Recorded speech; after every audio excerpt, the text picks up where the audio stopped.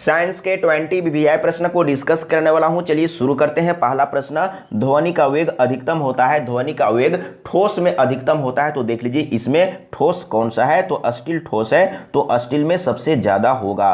अगला प्रश्न, सबसे पहले प्रश्न को समझना है। दूसरा नंबर में क्या बोल रहा है, किस रंग का तरंगदैर्घ्य कम होता है, तो सभी लोग को मालूम है बैंगनी का तरंगदैर्घ्य सबसे कम होता है और लाल का सबसे ज्यादा होता है, तो सबसे कम बैंगनी में।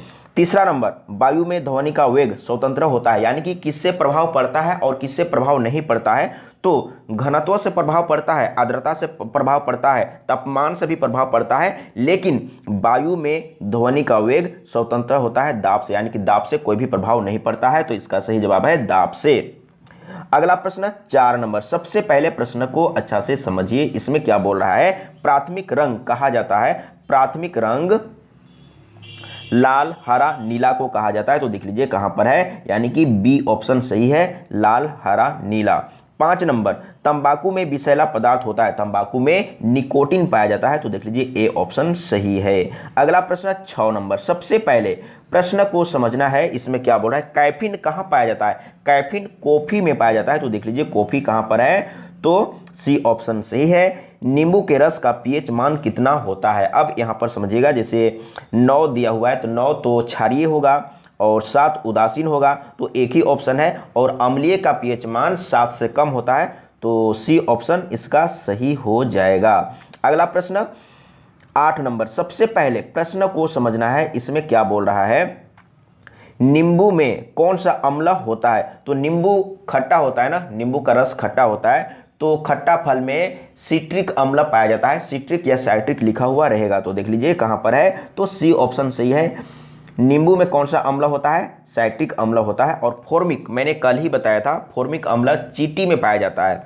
अगला प्रश्न 9 नंबर, बॉक्साइट किसका अयस्क है, तो बॉक्साइट एल्युमिनियम का अयस्क है, तो इस तरीके से सॉल्व करना है, और इस तरह का प्रश्न एग्जाम में आता है। 10 नंबर, इसमें क्या बोल रहा है, पीतल की मिश्र धातु है, यानी कि पीतल क्या क्या चीज से बना हुआ है, तो मैंने एक ट्रिक बताया था, तो ट्रिक में क्या था एक बार देख लीजिए, पीताजी, देखिए इससे क्या हुआ, पीतल, पी से पीतल, यानी कि पीतल क्या क्या चीज से बना हुआ है, तो देखिए लास्ट में जो ये है ना, इसी से बना हुआ है, तांबा और जिंक, यानी कि जस्ता, तांबा और जस्ता, तो देख लीजिए तांबा जस्ता कहां पर है, तांबा और टीन, तांबा और जस्ता, यानी कि बी ऑप्शन सही है। अगला प्रश्न 11 नंबर, पारा का अयस्क है, पारा का अयस्क, तो पारा का अयस्क है सिनेबार, सी ऑप्शन सही है।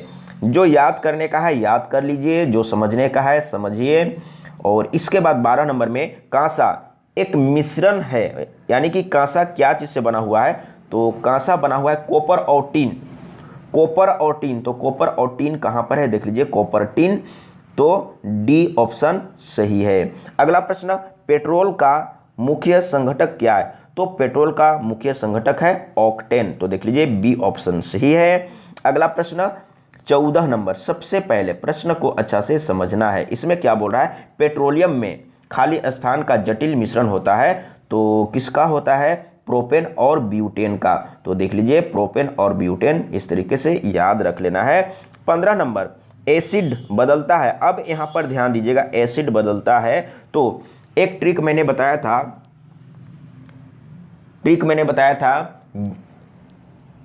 रेड ब्लू बेस, याद रखिएगा, रेड ब्लू बेस, इसका मतलब हुआ ये लिटमस पेपर की बात कर रहा है, अगर रेड लिटमस पेपर ब्लू हो जाता है तो ये बेस होगा, अगर ब्लू वाला रेड हो जाएगा तो क्या होगा, अम्ल होगा। तो इसमें क्या बोल रहा है, एसिड बदलता है, तो एसिड क्या करेगा, ब्लू को रेड में बदलेगा, लेकिन बेस यानी कि क्षार, बेस का मतलब क्षार होता है, तो क्षार क्या करता है, लेकिन ये ट्रिक याद करिएगा, रेड ब्लू बेस, यानी कि रेड को ब्लू कर देता है कौन, बेस यानी कि क्षार, तो अम्ल क्या करेगा, जस्ट उल्टा करेगा, ब्लू को रेड करेगा, तो यहां पर समझिएगा अम्ल क्या करेगा, ब्लू को रेड करेगा, तो यहां पर बोल रहा है एसिड बदलता है तो ब्लू को लाल, यानी कि ए ऑप्शन सही है, देख लीजिए ए ऑप्शन सही है।